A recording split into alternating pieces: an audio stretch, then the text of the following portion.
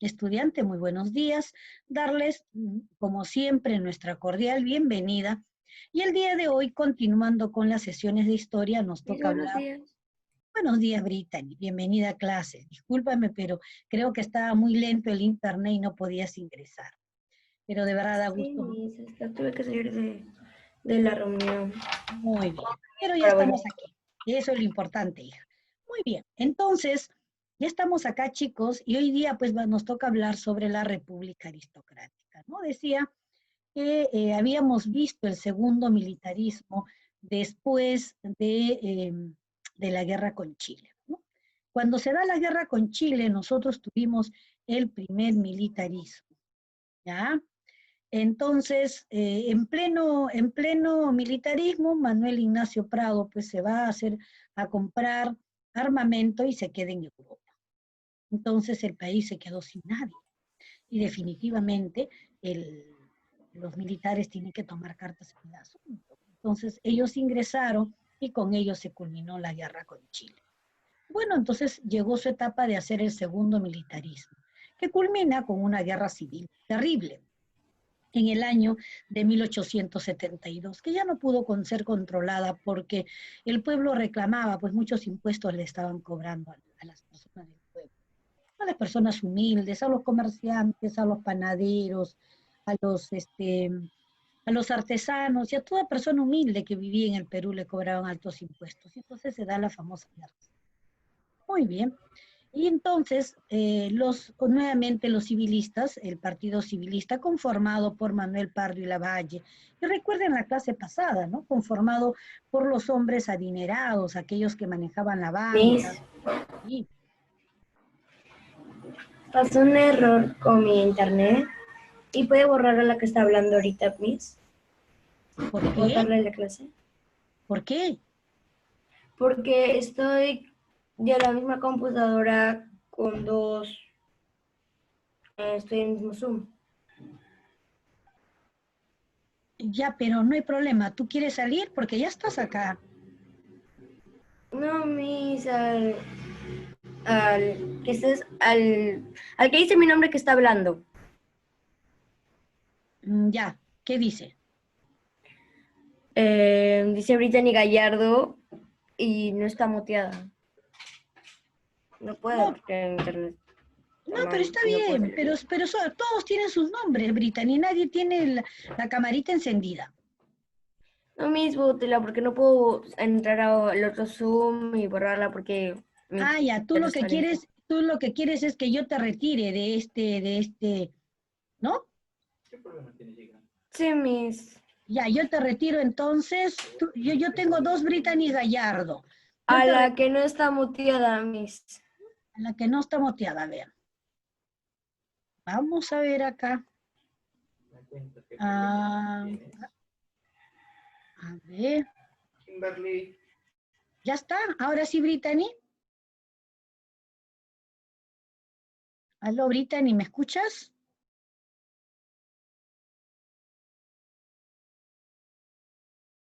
Sí, Miss, gracias. Ya, no de nada, amor. Listo, muy bien. Seguimos entonces.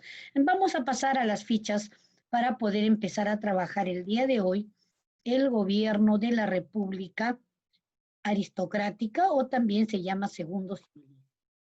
Y nuevamente ustedes me dirán, Miss, ¿y qué es el civilismo, no? El civilismo viene de la palabra civil. Civiles somos todos nosotros los peruanos, el papá de ustedes, la mamita, los abuelitos, yo, todos somos civiles, pues somos personas pues de a pie, como quien dice. Y cuando hablamos de militares son aquellos que pertenecen a las bases aéreas, a los militares que cuidan y resguardan y nos protegen, ¿no? Entonces, ¿quiénes van a gobernar en la época del civilismo? Los ciudadanos común y corriente que quieren pues apostar por el Perú y que quieren gobernar el Perú. Pero estos civilistas eran un poco especiales, no eran cualquier persona, eran personas que tenían mucho dinero, que pertenecían a la banca, que uno de los objetivos muy importantes que ellos tenían era querer mejorar, modernizar a nuestro país, construir una red ferroviaria muy grande que enlazara los puntos más importantes del país para poder traer pues mercaderías, ¿no? Si se quiere llamar así, minerales, etcétera, desde diferentes lugares hacia la capital, más que nada hacia el Callao, para poder exportarse, ¿no? Estos son los famosos civilistas, pero un poco lo vamos a conocer acá. La República Aristocrática, mis queridos estudiantes, la segunda se va a dar desde el año de 1895 al año de 1919, luego de una guerra civil sufrida en nuestro país. Muy bien. En una época en la que se ordenó la economía del Perú posterior a la guerra con Chile. El gobierno casi continuo de presidentes pertenecientes al Partido Civilista. El primer gobernante de este partido fue Manuel Pardo y Lavalle, el segundo Manuel Ignacio Prado, y ahora vamos a estudiar a los próximos presidentes de este partido civilista, ¿no? Un periodo de la llegada al Perú de las grandes empresas e inversiones extranjeras. Ellos permitieron que otras empresas pudieran venir al Perú y pudieran pues empezar a crear industria, mejorar la situación económica del Perú. Un sistema también donde los altos cargos del Estado, cabe decir ministros, etcétera, etcétera, estuvieron reservados para los hombres aristócratas, los hombres con dinero. Sí, aristócrata significa hombre con bastante dinero. La época donde se privilegiaba la cultura europea, porque estaba de moda, pues todos querían ser europeos. Europa era el centro del desarrollo cultural, humanístico, renacentista. Ahí estaban los grandes literatos, los grandes arquitectos que construían escuelas maravillosas, que construían universidades, pero increíbles, que construían iglesias góticas, etc. Todos chicos querían ir a estos lugares. Europa era el centro, todo el mundo quería ir a Europa. Entonces, estos personajes importantes que de una u otra manera gobernaron nuestro país entre 1895 y 1919, pertenecían a esos grupos, querían. Entonces, ellos permitieron estas inversiones extranjeras aquí en el Perú, ¿ya? Pero tenían un pequeño problema. Despreciaban todo lo que era la identidad indígena, ¿no? Todo lo que era lo nuestro. Estaba en nuestro territorio, pero ellos odiaban toda esta identidad de indígena. Sin embargo, el arte, la arquitectura de Europa, ellos lo tenían muy a bien. Entonces ellos fomentaban más bien todo el tema y la cultura de otros países, más no fomentaban la cultura indígena porque ellos se avergonzaban de esta cultura. Decía que era una cultura primitiva y que no les permitía crecer. La oligarquía, otra palabra que nace en esta época, ¿no? La oligarquía es una clase social la más rica que existía en el Perú. Se caracterizaba por algunos detalles que vamos a reconocer en ese entonces, estamos hablando de 1895 hasta 1920, más o menos, ¿no? 1930, ¿ya? Comúnmente eran blancos, eran descendientes de familias europeas. Habían llegado después de la independencia del Perú para hacer empresa, empezar a hacer fábricas, empezar a ser dueños de bancos, etcétera, etcétera. Para eso habían venido al Perú, a hacer dinero. Muy bien. Ellos formaban un círculo cerrado, muy cerrado, ¿no? Por ejemplo, las hijas de ellos no se casaban con cualquiera, se casaban con ese entorno social para seguir creciendo, pues, muy bien. ¿Qué más? Ellos se repartían cuando alguien de su grupo llegaba a ser presidente, ellos se repartían estos altos cargos de la política, llámese ministerios, diplomáticos, etcétera, etcétera, ellos se repartían estos cargos, porque formaban un gran grupo, ¿ya? Eran dueños de las grandes empresas y tierras en el Perú. Eran dueños de grandes territorios, de grandes terrenos, ¿no? Muy bien, esta clase social rica y poderosa estaba unida, pues, a través del Partido Civilista. En otras palabras, fueron ellos los que habían conformado este partido.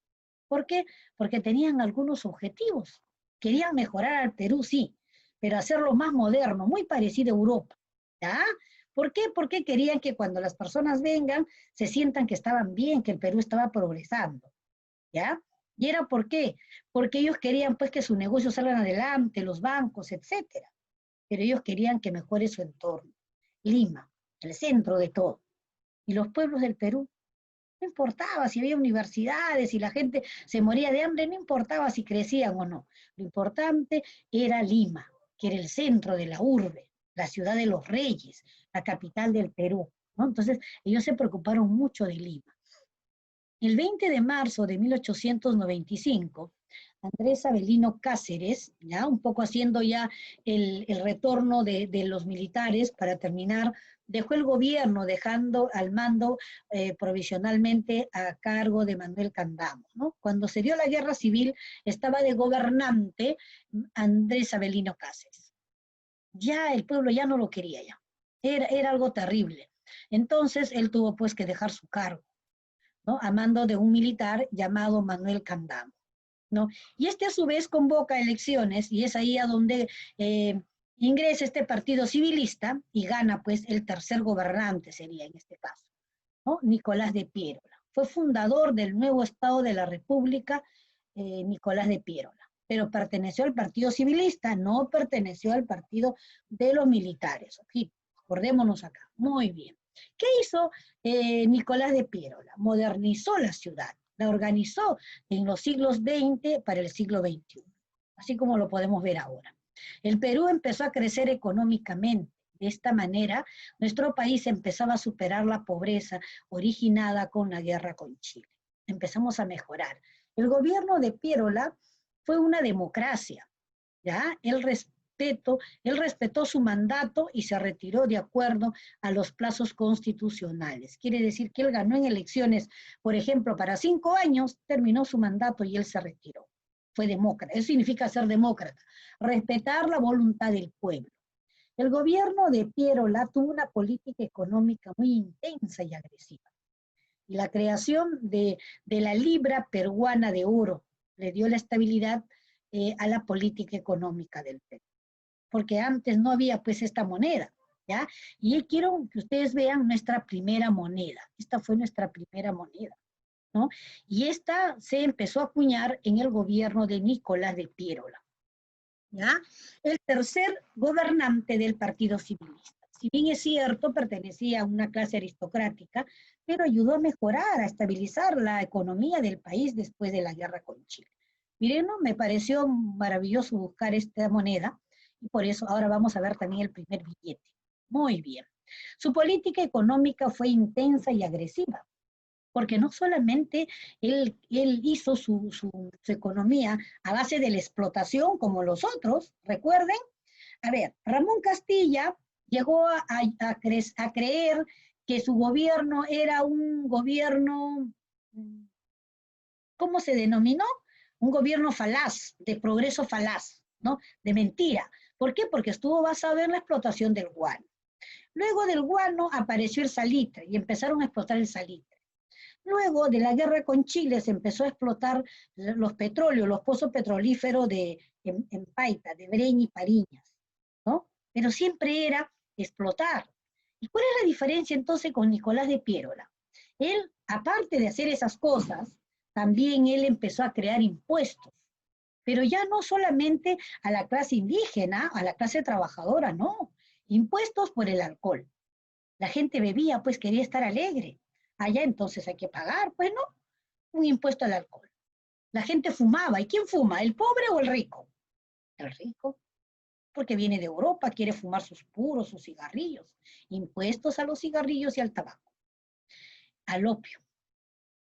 Y esto generó altos ingresos económicos para el Estado, con lo cual se estabilizó la economía peruana. Aunque ustedes no lo crean, estudiantes, lo que a algunos les da placer, como el tomarse unos traguitos, un pisco sour, etcétera, ahí nosotros pues estamos pagando impuestos. Pero eso está bien, ¿no? Porque el pobre pues no toma esas cosas. El que tiene un poquito, pero también tiene que apostar un poco por el Perú, pues y me parece muy bien. Y esa fue la diferencia que ayudó mucho a mejorar la situación económica de Nicolás de Piérola. ¿Ya? Fue el cambio. No solamente explotó lo que ya había, sino creó impuestos, no solamente a los indígenas dándoles duro y a la clase campesinada, sino también a la gente adinerada. Tú quieres tomar licor y alegrarte, muy bien, entonces paga tus impuestos. Quieres fumar tu puro, tu cigarrillo, tu opio, muy bien, entonces paga tus impuestos. Me parece bien. Y el Perú fue mejorando. Muy bien, ya teníamos una moneda.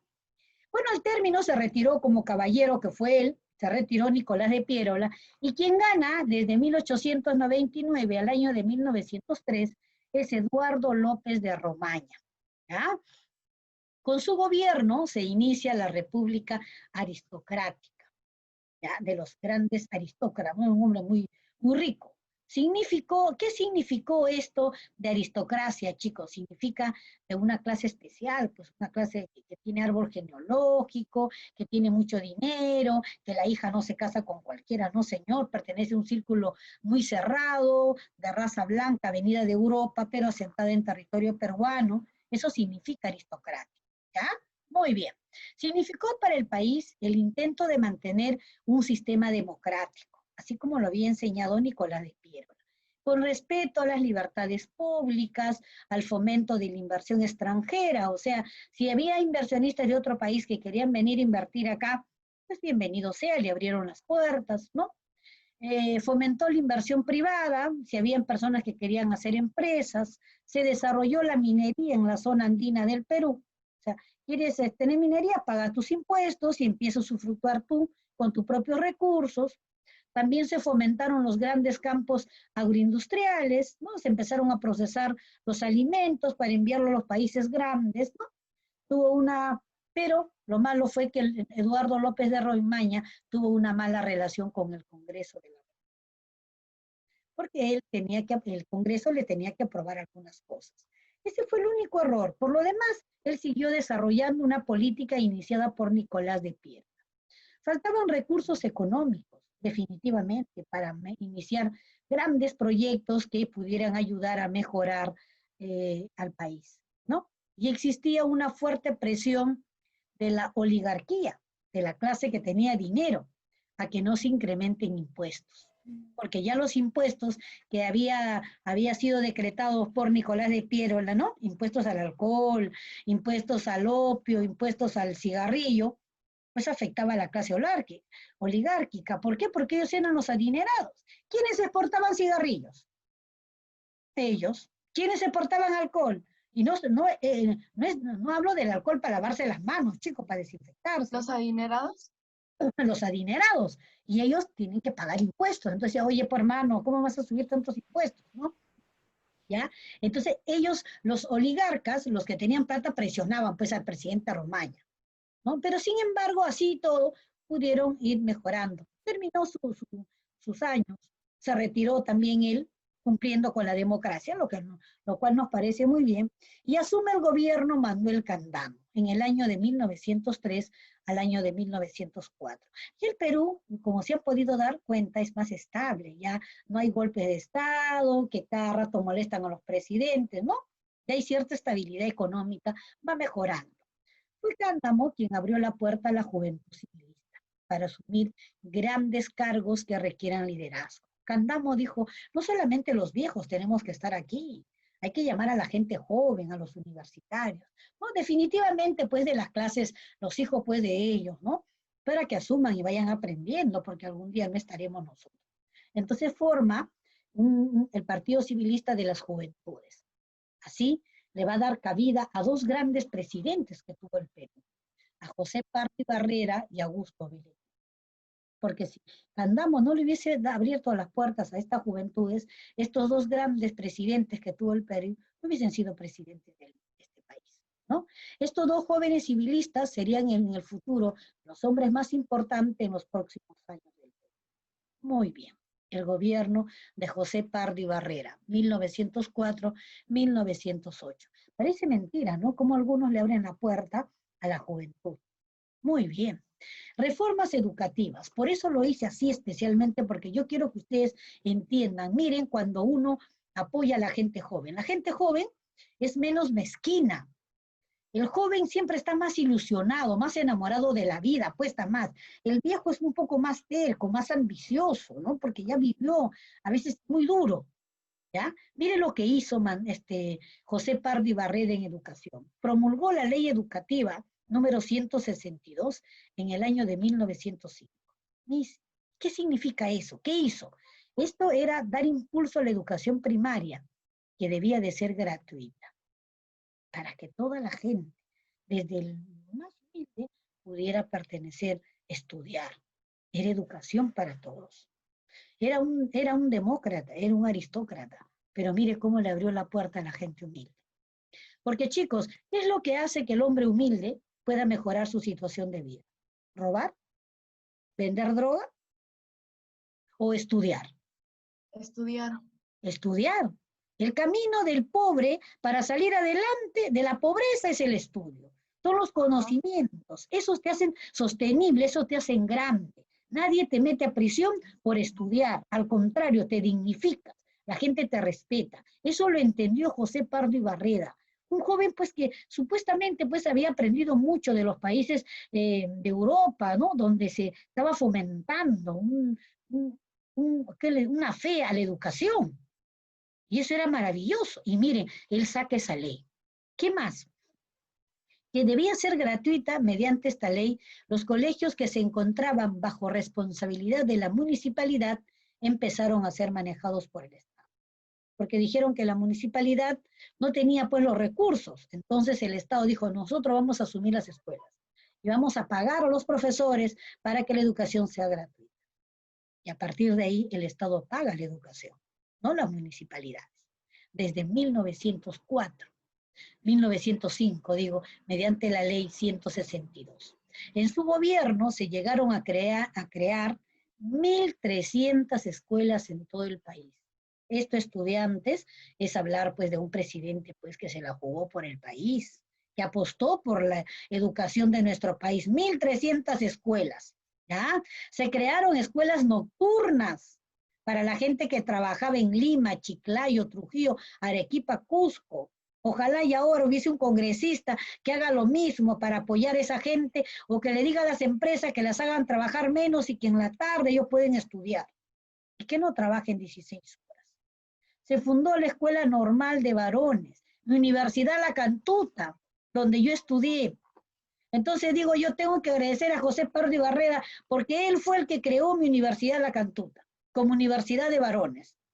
Y ustedes quiero que sepan algo, cuando yo empecé a estudiar en La Cantuta, éramos 3 mujeres y eran 30 varones.